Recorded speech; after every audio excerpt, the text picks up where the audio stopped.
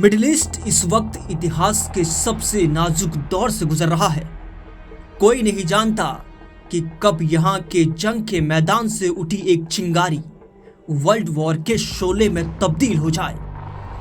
4 देशों के खिलाफ जंग लड़ रहे इजराइल ने अब कतर में कोहराम मचा दिया है, जिसके बाद मध्य पूर्व में एक बार फिर आग भड़क उठी है। इजराइल ने साफ कह दिया कि अगर इस बार हमास नेता कतर हमले में बच निकले तो अगली बार वे जिंदा नहीं बचेंगे।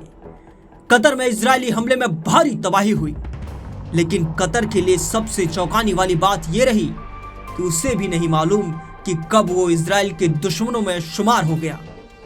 जबकि कतर लगातार इजराइल और हमास के बीच शांति स्थापित करने की कोशिश में जुटा हुआ था।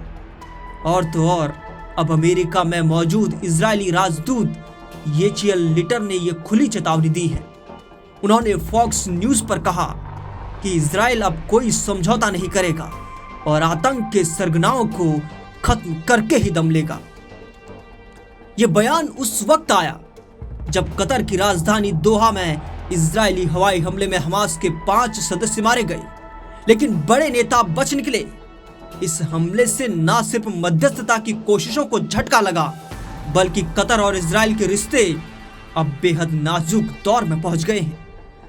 इजराइल के हमले ने पूरी दुनिया को चौंका दिया है, क्योंकि अब तक कतर को युद्ध के बाहर का देश माना जाता था, लेकिन अब इजराइल ने वहां भी हमला कर यह साफ कर दिया कि अब वो किसी को बख्शने वाला नहीं है।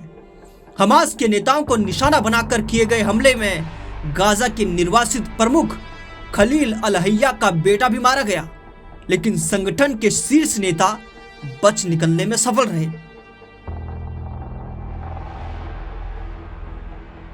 तो वहीं कतर ने इजरायली हमले की तीखी निंदा की है। उसका कहना है कि इजराइल राज्य प्रायोजित आतंकवाद कर रहा है। कतर के प्रधानमंत्री शेख मोहम्मद बिन अब्दुलरहमान अल थानी ने साफ कहा कि इस हमले ने हमास और इजराइल के बीच चल रही शांति वार्ता को बर्बादी के कगार पर ला दिया है। कतर के मुताबिक इस हमले में उसका एक सुरक्षा अधिकारी भी मारा गया है। इजराइल की यह सैन्य कार्रवाई ऐसे समय पर हुई है जब गाजा में युद्ध विराम की संभावनाएं टटोलने की कोशिशें तेज हो रही हैं। अमेरिका ने भी इस हमले को एक तरफा और नुकसानदायक बताया है, लेकिन इजराइल की मंशा साफ है। अब कोई समझौता नहीं, सिर्फ सीधा हमला। अगली बार इजरायली हमलों से कोई हमास नेता नहीं बचेगा, यही उनका संदेश है। अब सवाल यह है, क्या मध्य पूर्व एक और बड़े युद्ध की ओर बढ़ रहा है?